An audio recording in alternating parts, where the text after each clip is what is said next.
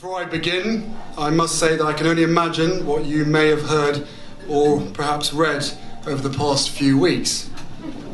So, I want you to hear the truth from me, as much as I can share, not as a prince or a duke, but as Harry, the same person that many of you have watched grow up over the last 35 years, but now with a clearer perspective.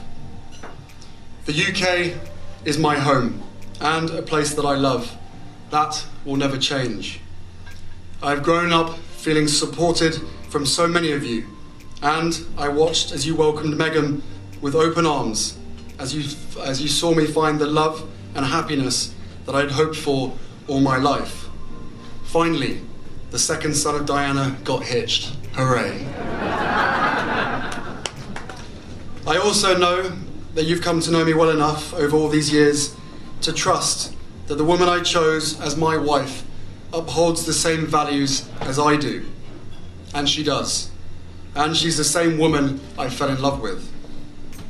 We both do everything we can to fly the flag and carry out our roles for this country with pride.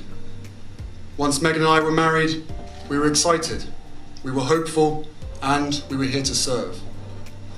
For those reasons, it brings me great sadness that it has come to this. The decision that I have made for my wife and I to step back is not one I made lightly.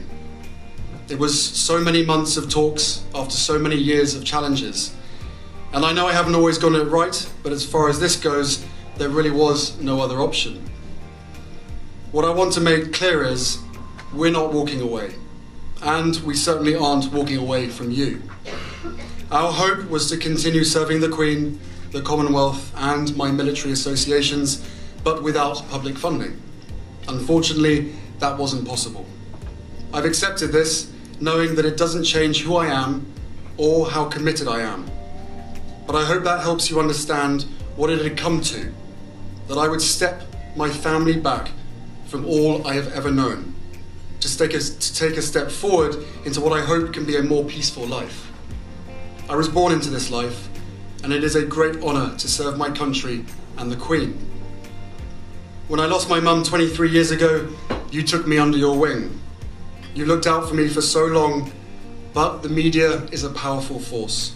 And my hope is one day our collective support for each other can be more powerful, because this is so much bigger than just us. It has been our privilege to serve you, and we will continue to lead a life of service. So in that respect, nothing changes. It has also been a privilege to meet so many of you and to feel your excitement for our son Archie, who saw snow for the first time the other day and thought it was bloody brilliant.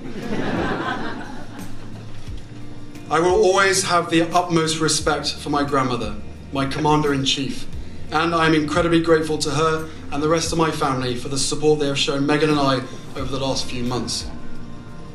I will continue to be the same man who holds his country dear and dedicates his life to supporting the causes, charities and military communities that are so important to me.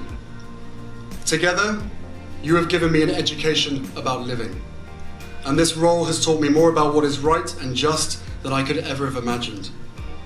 We are taking a leap of faith, so thank you for giving me the courage to take this next step. So,